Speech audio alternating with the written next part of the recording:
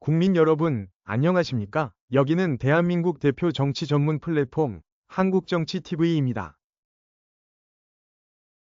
고위공직자범죄수사처가 1월 15일 내란죄 등의 혐의를 받고 있는 윤석열 대통령을 서울 한남동 관저에서 체포했습니다. 이것은 공수처가 오늘 오전 5시경 윤석열 대통령에 대한 체포영장 집행에 나선 지 약 5시간 20분 만의 일입니다.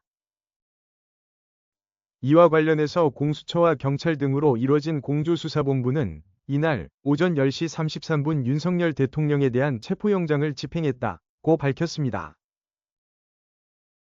국내 언론 매체들이 보도한 내용을 종합하면 공수처와 경찰은 이날 오전 5시 10분쯤 한남동 관저 앞에 도착했습니다.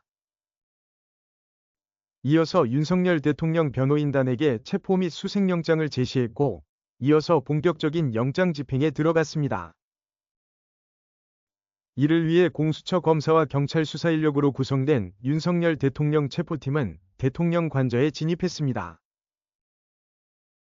그러나 대통령 경호처는 지난 1월 3일 공수처의 1차 체포영장 집행 때와는 달리 영장 집행을 적극적으로 막지 않은 것으로 알려졌습니다.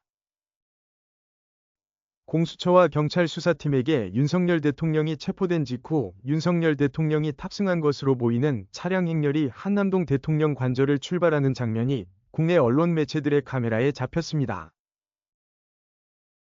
윤석열 대통령 일행이 탄 것으로 보이는 차량 행렬은 한남대교 등을 거쳐 과천 공수처로 이동했습니다.